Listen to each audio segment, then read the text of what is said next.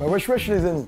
Alors aujourd'hui c'est la rentrée et on va vous parler de la mainmise des milliardaires sur notre système médiatique et d'à quel point est-ce que ça gangrène notre vie démocratique et l'intérêt général. Alors comme j'imagine que vous êtes au courant et que tout le monde est bien au courant que les médias c'est de la merde, qu'il n'y a rien à espérer de Jean-Michel Apathy, d'Éric Zemmour ou de Nicolas Demorand, comme tout ça vous le savez, on va pas trop parler du contenu. Pas trop parler, comme ce que vous pouvez trouver dans les nouveaux chiens de garde, de pourquoi est-ce que le contenu de tous les médias, de toutes les émissions, de toutes les présentations se ressemble. Là, on va vous faire un panorama du système structurel et de pourquoi est-ce que 10 milliardaires, une grande famille de 10 milliardaires, a la main mise sur, en fait, quasiment tous les titres de presse, de radio et de télé. Qu'est-ce qu'ils font? Qu'est-ce qu'ils foutent là? Pourquoi est-ce qu'ils sont entrés dans ce jeu jusqu'à contrôler quasiment toute notre journée médiatique qu'on peut passer, ou vous ou moi. Et pourquoi ils font ça? C'est pour gagner de l'influence. Et de l'influence, ça a une importance pour leurs clients ou pour leurs partenaires privés, mais surtout, ça a une importance pour l'État. Et donc, je vais vous expliquer comment est-ce que c'est tout à fait rationnel de la part de ces grands milliardaires de racheter tout notre paysage médiatique et de nous servir cette soupe indigeste tous les jours pour conserver de l'influence et avoir des leviers d'action sur l'État et les décideurs politiques. Toute cette mainmise des milliardaires sur nos médias, sur nos informations, on va vous le présenter comme une prise en otage de l'intérêt général au nom d'intérêts particuliers de grands groupes milliardaires. Et je vous jure, ce tableau systématique est pas très florissant, c'est pas très cool, tu vois. Et je vais commencer par vous montrer, pour vous introduire la grande famille des milliardaires qui possèdent tous ces médias. Et à la fin, on va essayer d'esquisser quelques pistes de sortie que nous autres citoyens on peut faire face à cette hégémonie des milliardaires sur nos vies.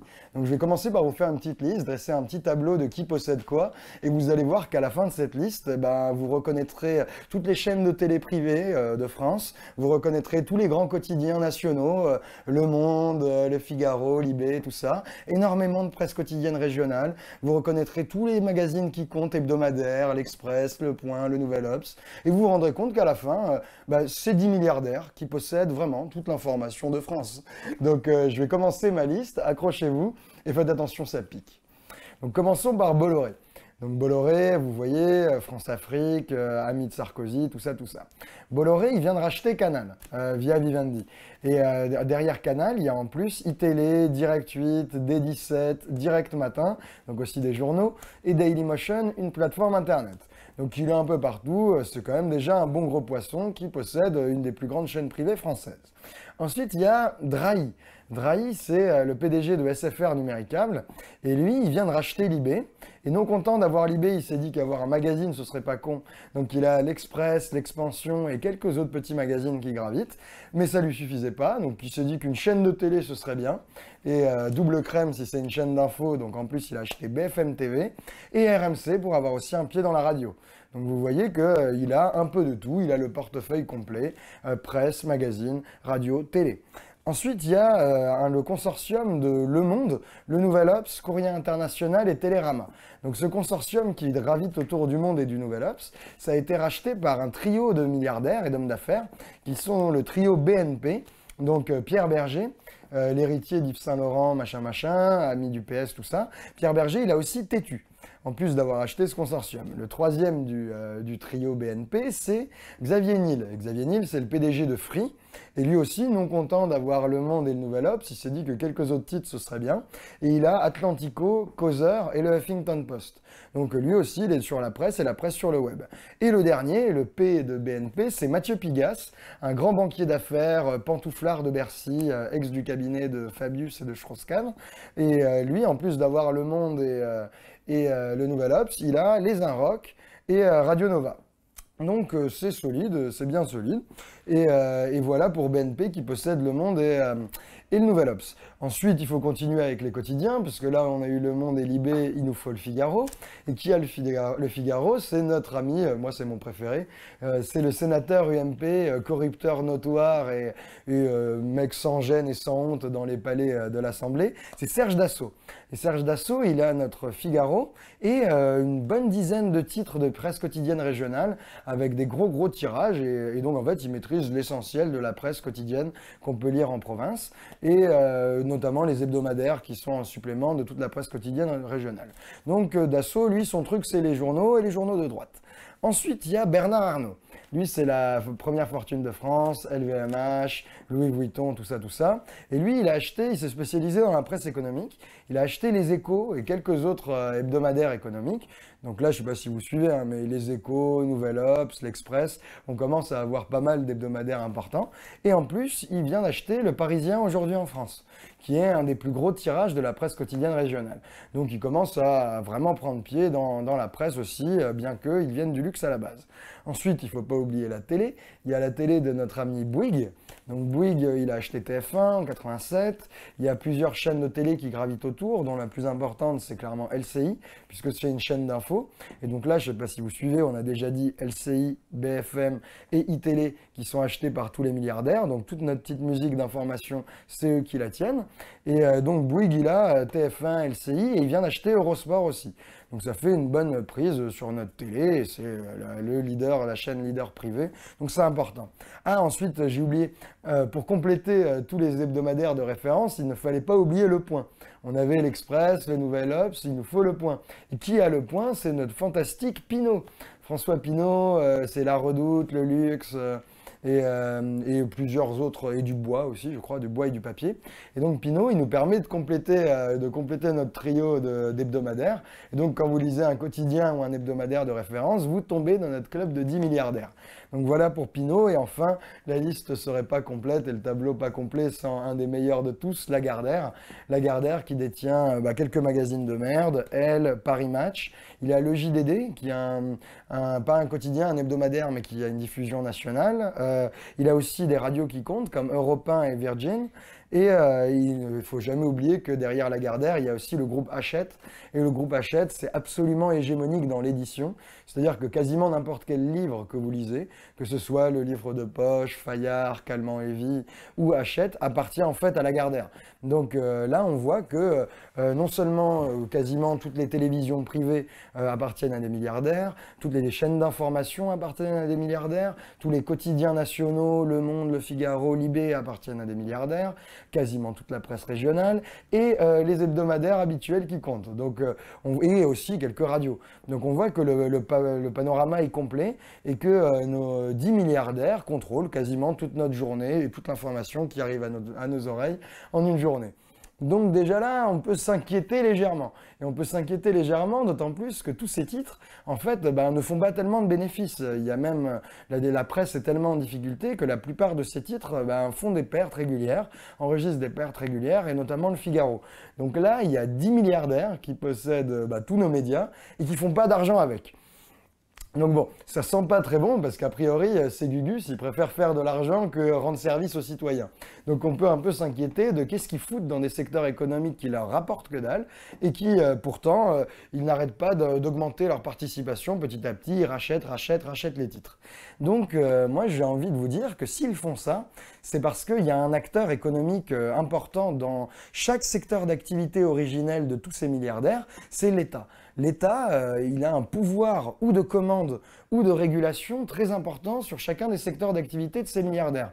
C'est-à-dire que, par exemple, quand on est Bouygues, Dassault ou Bolloré, c'est-à-dire quand on est dans le béton, l'aviation ou la France-Afrique, eh ben, la commande publique, c'est décisif. Parce que si l'État, par exemple, donne le chantier de l'EPR à Flamanville à Eiffage et pas à Bouygues, ça va énerver M. Martin. Donc si M. Martin veut être content et veut voir ses affaires prospérer, Martin Bouygues, il a intérêt à garder la main sur les décisions publiques et la commande publique. C'est la même chose pour Dassault, qui nous construit des aviations pour la défense nationale. Et c'est la même chose pour Bolloré, qui est extrêmement implanté dans la France-Afrique. C'est lui qui fait les ports, les lignes de chemin de fer dans énormément de pays de notre ex-empire colonial. Et donc, non seulement il doit avoir dans ses petits papiers les dirigeants africains, et avoir dans ses petits papiers les dirigeants de l'État français. Donc on voit que via la commande publique, l'État est un acteur majeur pour chacun de ces milliardaires. j'ai failli oublier Lagardère. Lagardère, il vient de vendre ses participations dans EADS Airbus. Et donc, juste avant ça, il était exactement au même niveau que notre ami Martin, très impliqué dans la commande publique et la défense nationale via l'aviation. Donc voilà un volet d'intérêt à l'État et de nécessité de l'État dans chacun des groupes industriels de tous ces milliardaires, c'est la commande publique. L'autre pan très important qui intéresse tous les autres, c'est la régulation. Parce que vous voyez bien que quand on est dans le luxe, comme Pierre Berger, Pinault et Bernard Arnault, quand on est dans le luxe, si, comme vous avez peut-être entendu là récemment avec la crise économique et la nécessité de trouver des financements, quand on est dans le luxe, si l'État vote tout d'un coup une taxe sur les produits de luxe, une taxe qui serait d'ailleurs vraiment bienvenue, une taxe qui, je ne sais pas, rajouterait 20% de prix dès qu'on achète Hermès ou Vuitton, etc. Ben, évidemment, nos petits milliardaires pleureraient. Si on enlevait la décote de TVA pour les clients étrangers chinois qui garnissent les Galeries Lafayette de Paris, si on enlève cette décote de TVA, pareil, leur vente s'écroulerait, enfin en tout cas diminuerait. Et donc c'est important, même pour le luxe, de garder prise sur le pouvoir de régulation que constitue l'État. Puisque si l'État se met à servir l'intérêt général et à aller chercher l'argent là où il est, nos pauvres milliardaires du luxe seraient bien embarrassés. Donc ils ont intérêt à tenir l'État pour son pouvoir de régulation. Et c'est évidemment la même chose, pour que la liste soit complète, de nos amis des télécoms. Donc là, c'est Xavier Niel qui a Free, et donc fournisseur d'accès mobile, internet, télé, et de Drahi, qui est leader européen et évidemment hégémonique français sur le câble, et Bouygues, qui a Bouygues Télécom. Tous ces dirigeants, ils ont intérêt à... Enfin, ils dépendent, leur secteur industriel de base dépend aussi énormément de la régulation publique, parce qu'en fait, chaque fréquence, chaque câblage, chaque réseau d'infrastructure est régulé. Il y a des agences étatiques qui font pas n'importe quoi et qui allouent les fréquences, regardent, contrôlent si tout le monde a bien accès, s'il n'y a pas des petits boîtiers qui, comme avec la NSA, nous surveillent et s'ils font ça correctement. Donc la régulation publique est très importante pour ces secteurs industriels. Ils ont même des concessions publiques. On leur concède des espaces d'émission et on leur concède des pouvoirs de réseau. C'est pas vraiment à eux. Et donc, si tout d'un coup, pareil, l'État se met à viser l'intérêt général et à chercher à aider les citoyens, ces milliardaires des télécoms vont pleurer. Et donc, ils ont...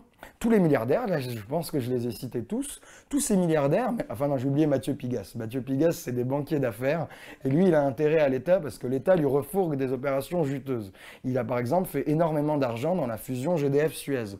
Donc même certains banquiers, comme Mathieu Pigasse, a très intérêt à l'État qui, petit à petit, lui jette quelques oseaux à ranger et lui donne un peu de sous dans sa banque Lazare et dans ses deniers personnels. Donc on voit que tous les milliardaires qui possèdent tout ce qu'on écoute ont un intérêt à se préoccuper de l'État. Parce que l'État, ou par la commande publique, ou par la régulation, a un énorme pouvoir de nuisance ou de facilitation dans chacun de leurs secteurs d'activité. Donc l'État est un acteur majeur. Et qu'est-ce que c'est posséder des médias ? Posséder des médias, c'est vraiment la Champions League, c'est la C1, c'est la crème de l'influence. Parce que l'influence, c'est un game qui commence petit. Il y a la DH, il y a les divisions amateurs, on n'est pas obligé d'être tout de suite en C1.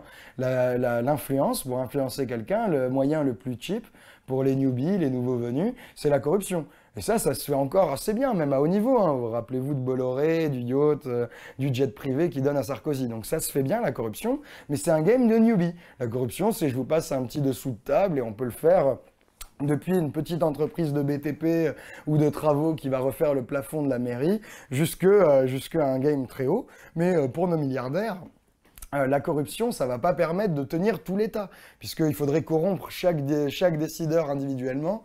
Vous imaginez le portefeuille qu'il faudrait et tous les réseaux qu'il faudrait pour corrompre tout ce monde-là. Donc ça ne suffit pas pour le niveau auquel se situent leurs games et leurs intérêts. Donc c'est clairement pas des joueurs de district ou de PH, ça ne nous concerne pas, nous on parle de Champions League. Donc vous voyez, pour le premier niveau d'influence, la corruption, il y en a un deuxième qui est pas mal, et ça c'est déjà vraiment très solide, c'est quand on est un peu plus gros acteur que simplement une entreprise qui corrompt, c'est le lobbying. Et le lobbying, il y a certains aspects du lobbying qui s'apparentent à de la corruption. C'est-à-dire on paye un dîner, on offre des cigares, des petits cadeaux avec des petits sacs pour la femme, etc. Et donc on peut corrompre avec le lobbying. Mais il y a un autre aspect du lobbying, et c'est la même chose que l'influence par les médias, mais à un niveau plus faible, c'est d'influencer en produisant des données, en produisant des données, en faisant des brochures, en expliquant que tel produit est mieux qu'un autre, en cherchant à faire valoir des intérêts d'une profession, en faisant une étude économique d'impact, en disant que non, c'est impossible de réguler le marché du luxe parce que tout d'un coup, toutes les tanneries de Haute-Savoie s'effondreraient, machin, machin, machin. C'est en faisant des études et en maîtrisant l'information, mais de l'information locale, que le lobbying est une source d'influence. Donc là, on n'est plus en district, on n'est plus en PH, on est clairement en Ligue 1. C'est déjà très solide d'avoir des bons cabinets de lobbying avec des bons réseaux de décideurs et peut-être des publications. Certains cabinets de lobbying ont des magazines adossés à eux pour vraiment vendre de l'information et avoir un pouvoir d'influence via l'information. Donc très clairement, les cabinets de lobbying, c'est de la Ligue 1. Mais vous vous doutez que pour là, les 10 milliardaires que j'ai cités, qui sont tous dans le top 10 ou dans le top 20 du CAC 40, donc qui sont parmi les entreprises les plus riches, les acteurs les plus puissants de notre économie française, pour tous ces gros gamers, bah, c'est pas assez d'être très bon lobbyiste, c'est pas assez d'être en Ligue 1. Eux, les milliardaires, ils jouent la Champions League. Et la Champions League, c'est influencer les décideurs publics et les concurrents et les clients en gérant toute la somme d'informations qui arrivent dans l'opinion publique. Et c'est le Champions League de l'influence, c'est posséder assez de médias pour que le message passe comme ça, par capillarité, un peu en étant inaperçu, tellement c'est la petite musique qu'on entend. Donc vous pouvez penser que là, j'exagère, que c'est un peu paranoïaque de penser que tout ce que vont dire les médias, chaque chaîne de rédaction, ça n'a pas eu d'influence directe sur les décideurs. Je suis obligé de vous dire que, en fait, quand même, parce que qu'est-ce qui se passe, qu'est-ce que font les médias? Les médias, c'est les principaux commanditaires de sondages politiques. C'est eux qui commandent des sondages politiques. Et qu'est-ce que c'est un sondage politique pour un décideur politique? Donc, rappelez-vous, le décideur politique, c'est la cible. Hein. C'est celui que les milliardaires doivent influencer, parce que si le décideur politique est avec eux, ils auront ou de la commande publique ou une régulation favorable. Et donc, rappelez-vous que les sondages politiques, c'est la carotte, c'est les faiseurs de rois, c'est le truc le plus croustillant dans la vie d'un homme politique. Parce que un sondage politique, ça permet d'amener l'opinion et d'éduquer, de préparer l'opinion à la montée d'un homme politique. Vous voyez, par exemple, que dans les sondages Ipsos, Le Parisien, LCI, Le Monde, je sais pas quoi, dans ces sondages, ils peuvent tester quels sont les présidentiables possibles. Et selon que dans le panel d'hommes politiques testés, ils incluent, je sais pas, Philippot ou Jean-Vincent Placé, quand on a une carrière aux dents longues et quand on est un politicien aussi véreux, si on se fait tester dans un sondage, ça peut être le début d'une vague médiatique et d'un élan qui les apportera jusqu'à une candidature. Donc le sondage, comme c'est la clé de la prophétie autoréalisatrice qui fait que tout d'un coup, un candidat commence à être en tête et donc devient le mieux placé pour battre la droite ou pour je sais pas quelle autre fiction, tout d'un coup, grâce au sondage, le candidat va devenir de plus en plus crédible et donc de plus en plus en position d'être élu et d'être choisi. Et donc les médias, comme ils contrôlent les instituts de sondage, puisque c'est eux qui commandent la plupart des sondages politiques, l'écrasante majorité, comme c'est eux qui contrôlent les sondages politiques, ils tiennent quasiment par la carotte et par le bâton tous nos décideurs politiques, en tout cas tous ceux qui sont d'un niveau important. La carotte, c'est si vous êtes bien, on va vous tester, on va vous promouvoir et vous allez avoir un traitement médiatique favorable, c'est-à-dire vos photos vont être jolies, on va pas vous présenter comme ça, méchant, comme ils font avec Mélenchon, il se plaint tout le temps, comme ils font avec lui dans l'IB, ça l'énerve à mort. Et donc vous allez avoir une présentation favorable et les sondages vont petit à petit construire votre candidature. Donc ça marche à la carotte et c'est aussi le bâton, le sondage. Parce que pareil, un sondage peut vous flinguer. Tout d'un coup, on peut se rendre compte que, je sais pas, Juppé est le candidat le mieux placé à droite pour battre François Hollande. Ou que Fillon, en fait, est la solution face à Sarkozy. Et donc, vous imaginez qu'un sondage, c'est décisif pour influencer l'homme politique. Donc, contrôler les médias, c'est non seulement avoir le privilège de pouvoir ménager des concurrents, c'est-à-dire ou des partenaires, parce que par exemple là, Bolloré il a repris en main Canal+, et il a fait interdire un documentaire qui était annoncé dans les magazines 3 jours avant. Il a vu que Canal allait faire un documentaire sur le Crédit Mutuel, un documentaire à charge, et Bolloré, il a fait « Ouh là là, non, ça passera pas sur ma chaîne. Vous n'allez pas, sur ma chaîne, dire du mal d'un de mes partenaires, puisque Bolloré est breton, le Crédit Mutuel est une entreprise de longue tradition bretonne, et en fait, le groupe Bolloré, un groupe familial qu'il a hérité, a des grandes relations historiques de partenariat avec la banque Crédit Mutuel. Donc quand vous contrôlez les médias, vous pouvez avoir de l'influence sur vos clients, vos partenaires ou de l'influence négative sur vos concurrents. Donc c'est tout bénef d'un point de vue privé et industriel. Et surtout, ça vous verrouille, ça vous assure un partenariat donnant-donnant avec les politiques qui ont l'État et qui du coup ont le pouvoir ou d'augmenter votre commande, votre carnet de commandes par la commande publique, ou le pouvoir de vous nuire ou de vous arranger par la régulation. Donc, vous voyez que la Champions League de l'influence explique, et tous ces enjeux et cette nécessité d'avoir main sur l'État, explique pourquoi est-ce que des milliardaires, et les 10 plus gros milliardaires de France quasiment, investissent dans les médias jusqu'à contrôler à perte toutes les informations que vous pouvez entendre chaque jour.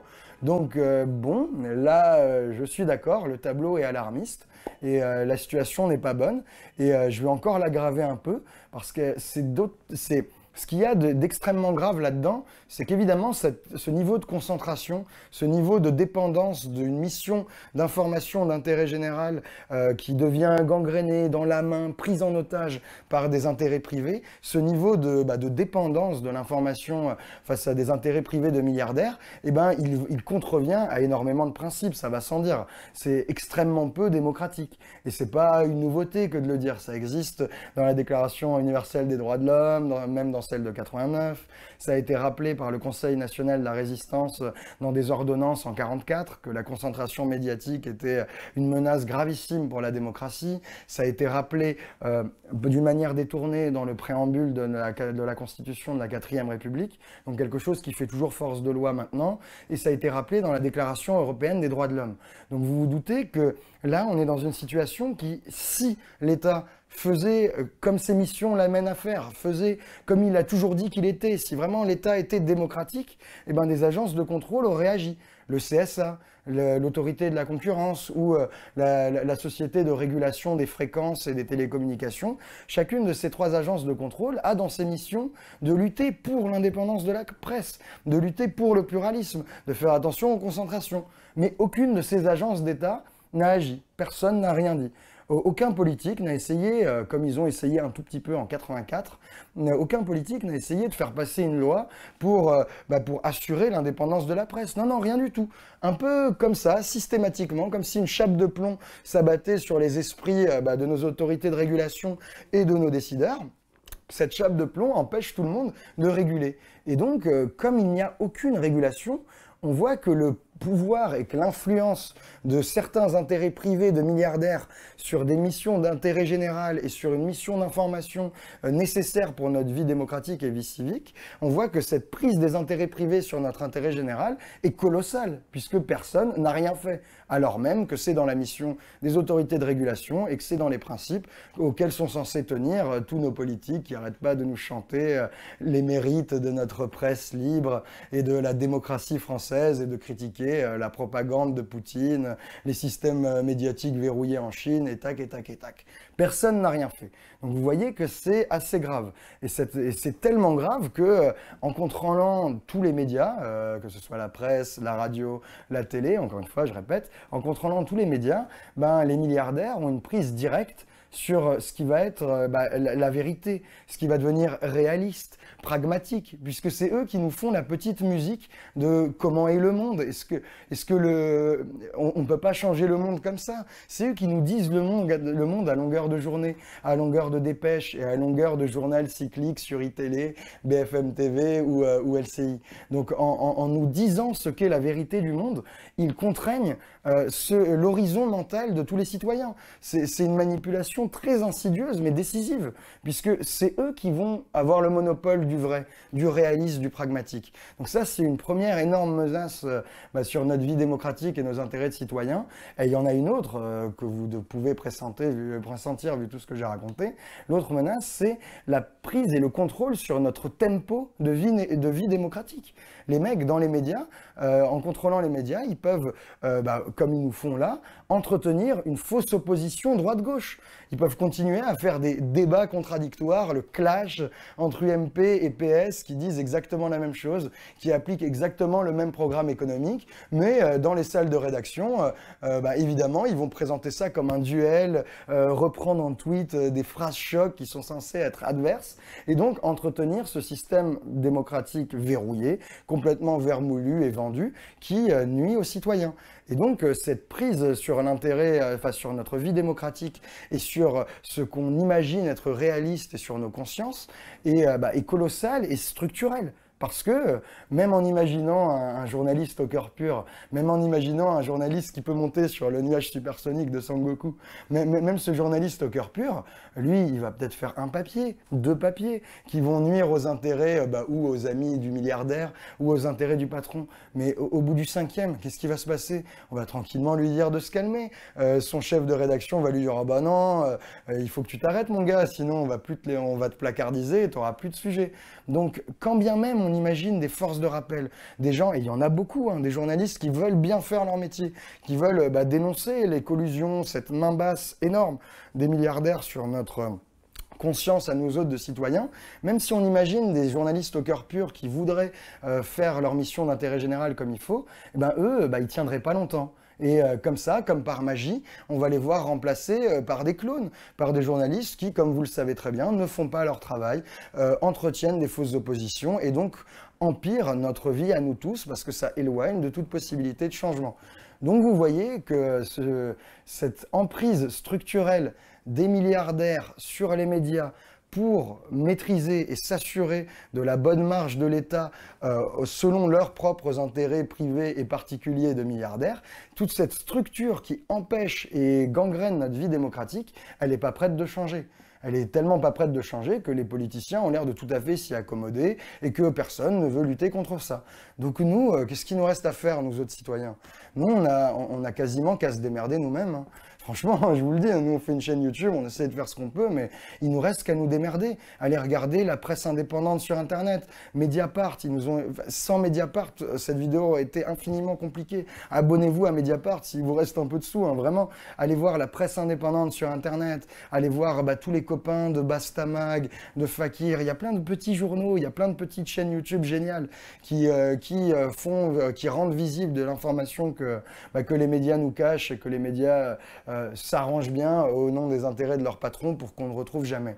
Donc débrouillons-nous ensemble, serrons-nous les coudes, il faut qu'on s'abonne les uns les autres, qu'on se fasse croquer, qu'on n'hésite pas à se saucer, parce que si nous autres citoyens, on ne fait pas notre boulot avec nos petits moyens et on ne se démerde pas nous-mêmes, ça ne changera jamais et les milliardaires continueront à contrôler nos médias et nos opinions pour tenir comme ça, comme par partenariat, les politiques qui seront tout contents de laisser faire les milliardaires et le système tournera à vide. Donc démerdons-nous, luttons comme on peut et j'espère qu'on se reverra pour continuer à essayer d'enfoncer des portes sur le nez de nos dirigeants qui sont tout ravis de vendre nos consciences à des milliardaires qui n'en demandaient pas tant. Merci de m'avoir écouté et à bientôt.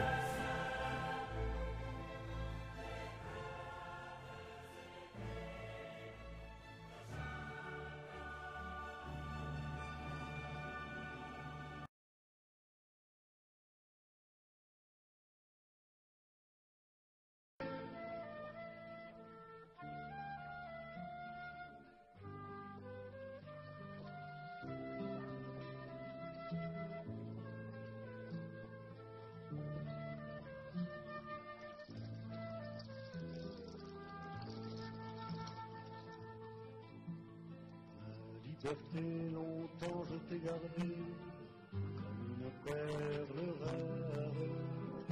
La liberté, c'est toi qui m'as aidé à larguer les amarres pour aller temps pour aller jusqu'au bout des chemins de fortune.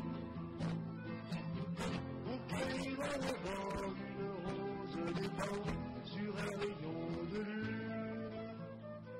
La liberté devant tes volontés, mon âme était soumise. Ma liberté, je t'avais tout donné, ma dernière chemise.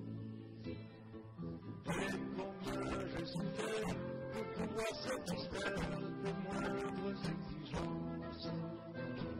J'ai changé le pays, j'ai perdu mes amis pour gagner ta confiance. Ma liberté, tu as su désarmer toutes mes habitudes.